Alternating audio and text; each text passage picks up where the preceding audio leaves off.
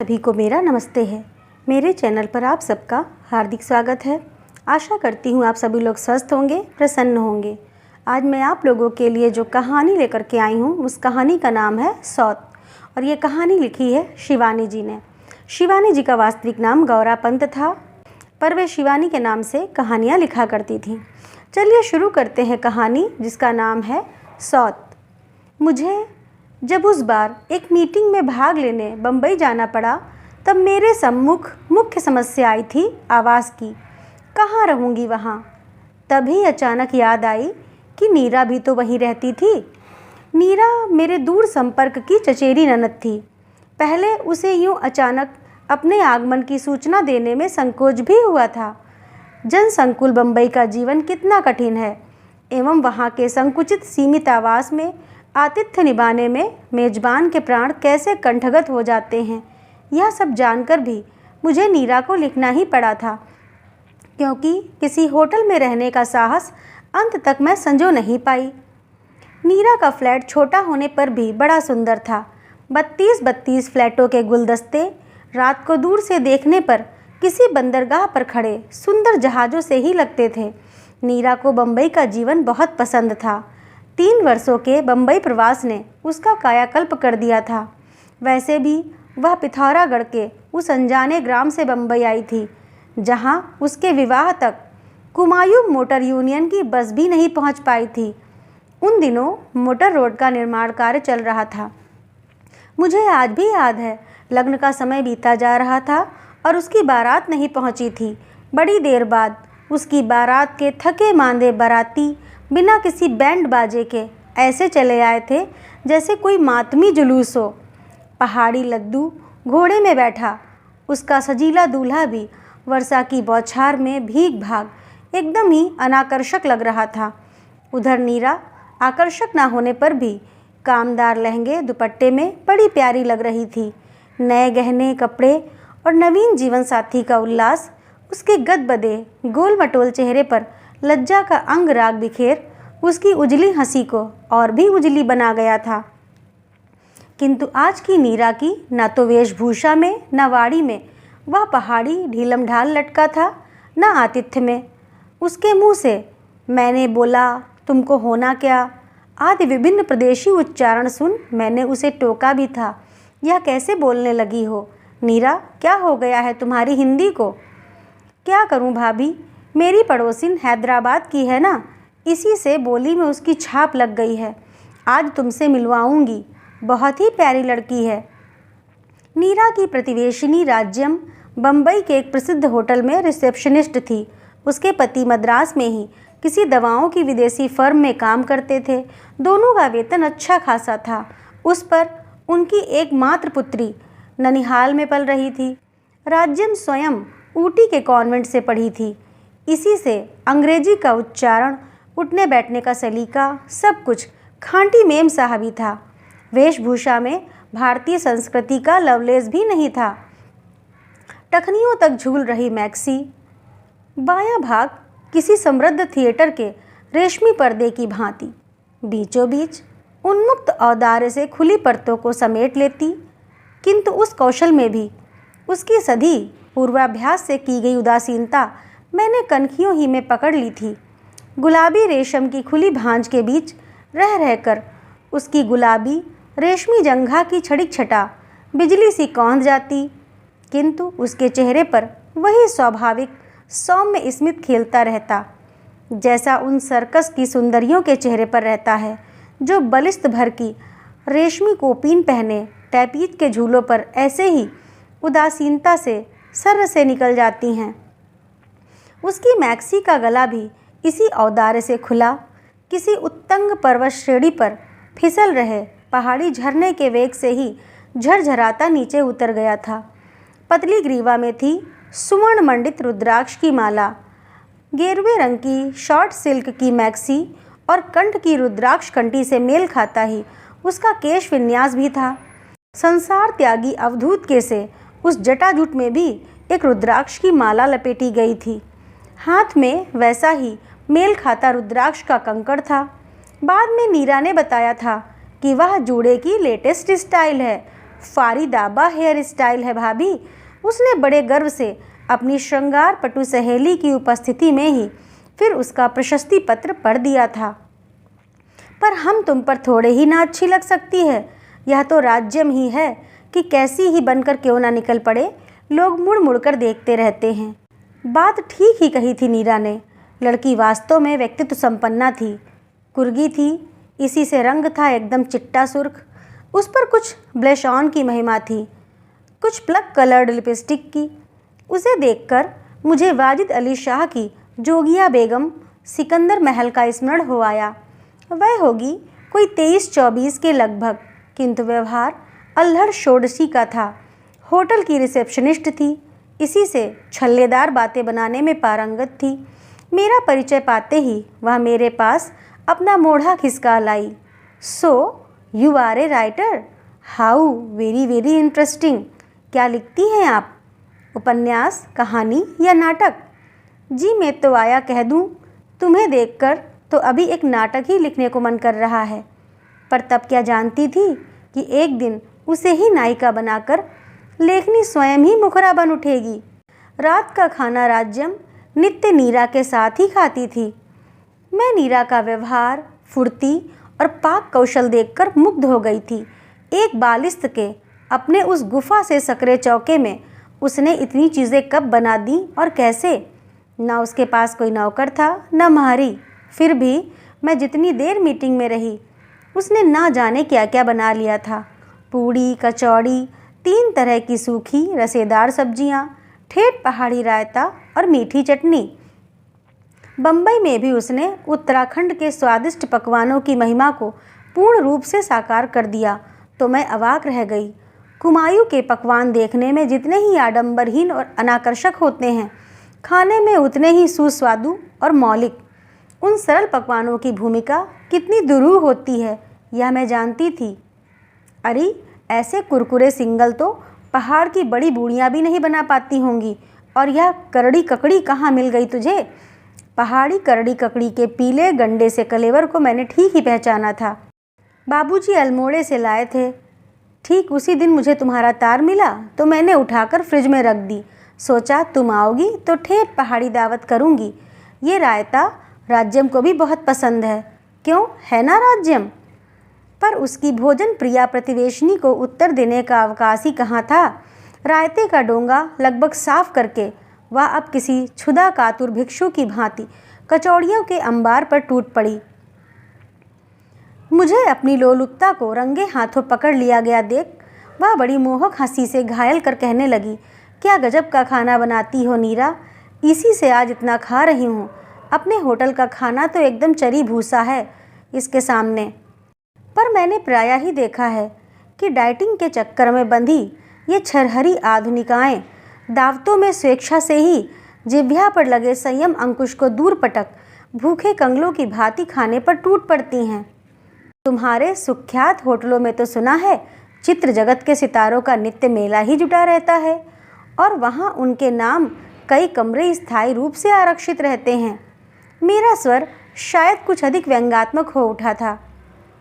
अजी उनकी बात छोड़िए, वह अब 2 कचौड़ियों को रोल कर आलू दम के एक भीम आलू से पेट फुला बड़ी नजाकत से कुतरती कहने लगी, वे क्या वहाँ खाना खाने आते हैं? फिर वह कुटिल रहस्यमयी कनखियों से मेरे नंदोई को देखकर मुस्कुराई। वह मुझे अच्छा नहीं लगा।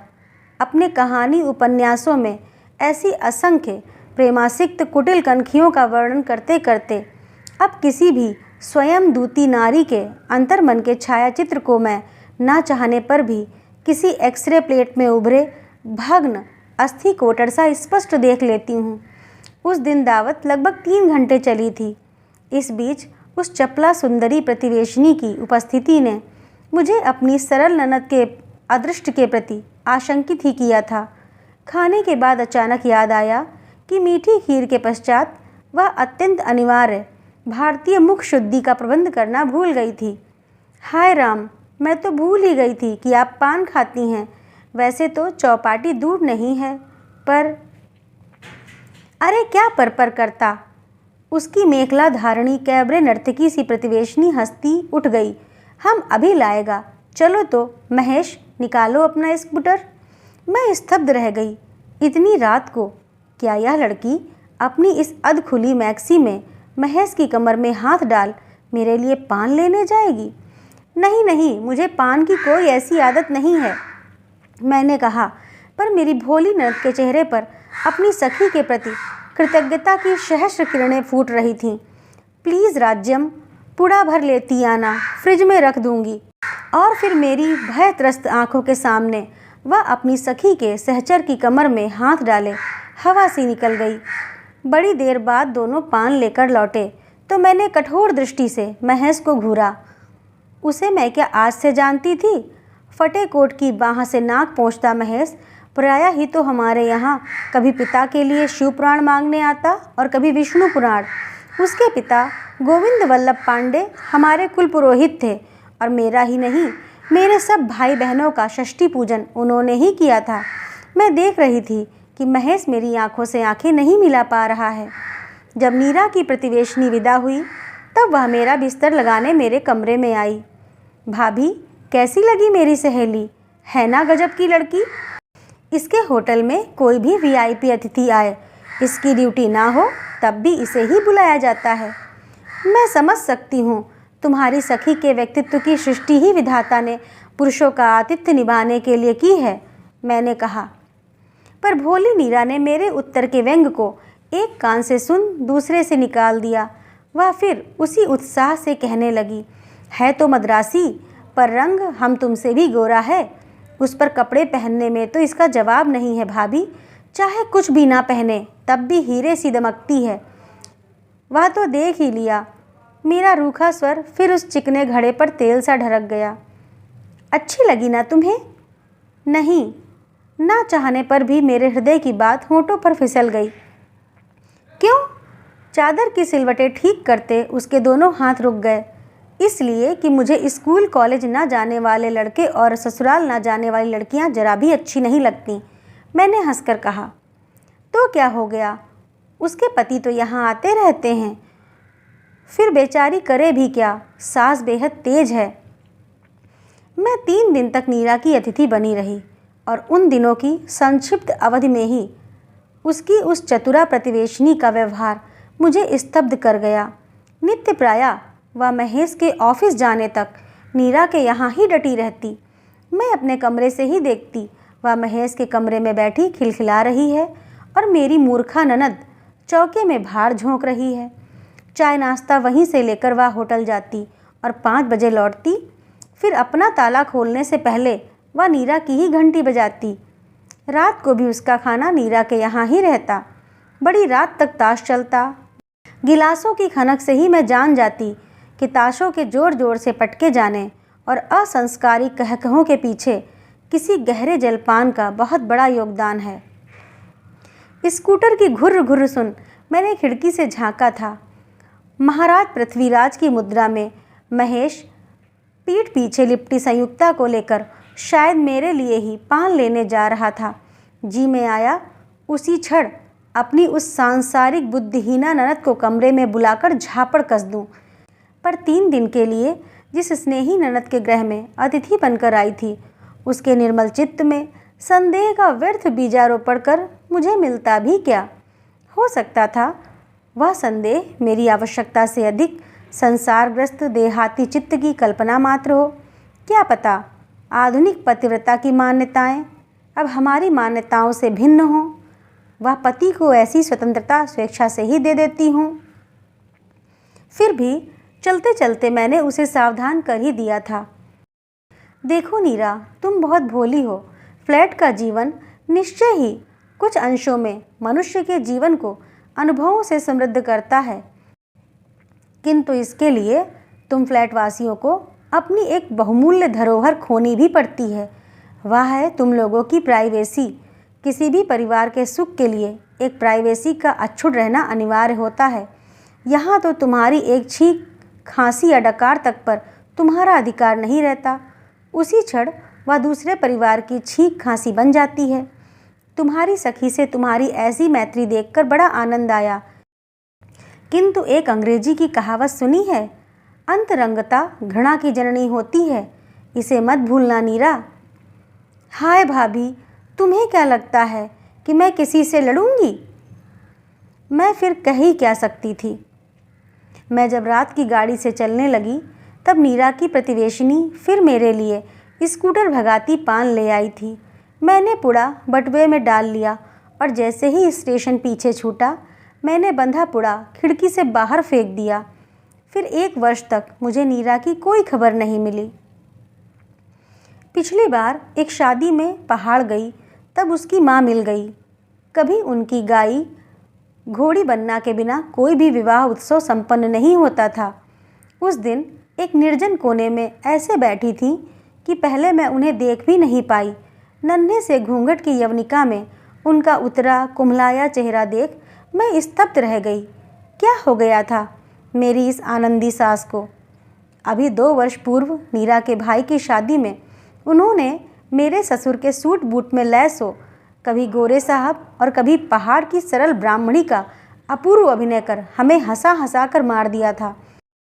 किसी अनुभवी वेट्रो वयोलिस्ट की गुड़िया की भांति वह कभी मोटी मर्दाना आवाज़ में गोरे साहब का प्रणय निवेदन करती, फिर तत्काल कंठ का पैंतरा बदल जनानी कांपती आवाज़ में थर थराकर गाती, हाथ जोड़ूं गोरा जी मैं तो बीबी बामड़ी। मैंने उन्हें देखते ही हंसकर ढोलक उनकी ओर लुढ़का दी। लो चाची, ये क्या मुँह लटकाए बैठी हो जाए एक कड़कती सी घोड़ी। दुर्बल हाथों से ढोलक को मेरी ही ओर वापसी ढलान में लुढ़का उन्होंने अपनी डबडबाई आंखें फेर लीं। मेरी देवरानी ने मुझे चिकोटी काटी। क्या कर रही हो दीदी? आज पहली बार तो औरतों में आकर बैठी हैं, नहीं तो अम्मा जी ने तो पलंग ही पकड़ ली थी। क्यों? मैंने फुसफुसाकर पूछा। सुना नहीं तुमने? अभागा महेश नाक कटाकर अपनी पड़ोसिन के साथ नौकरी छोड़ छाड़ मद्रास भाग गया है। नीरा का तार पाकर बाबूजी उसे यहाँ लिवा लाए, पर लाने से क्या होता है? दिन रात कमरे में गुमसुम पड़ी रहती है। कई डॉक्टरों को दिखा चुके हैं, कहते हैं दिमाग का मर्ज है। किसी दिमाग के डॉक्टर को दिखाइए। हृदय पर कोई भारी आघात लगा है। इससे बड़ा आघात किसी भी नारी को और लग भी क्या सकता था। मैं उस आनंद उत्सव के बीच सिर लटकाए बैठी चाची के उस वेदना विधुर चेहरे की ओर दूसरी बार आंख उठाकर नहीं देख पाई। चलने लगी तो देवरानी चांदी की तस्तरी में पान ले आई। लो भाभी, मैं तो भूल ही गई थी कि तुम पान खाती हो। ठीक 1 वर्ष पहले यही शब्द नीरा ने भी कहे थे। नहीं, मैं अब पान नहीं खाती, कह मैंने तस्तरी खिसका दी और उठ गई। वैसे तो नीरा की सौत मेरे लिए पान लेने ना जाती तब भी होनी होकर ही रहती, पर मुझे बार बार यही लगता है कि पृथ्वीराज संयुक्ता की जोड़ी यदि आधी आधी रात को मेरे लिए पान लेने ना जाती तो शायद नीरा का उतना बड़ा सर्वनाश भी नहीं होता।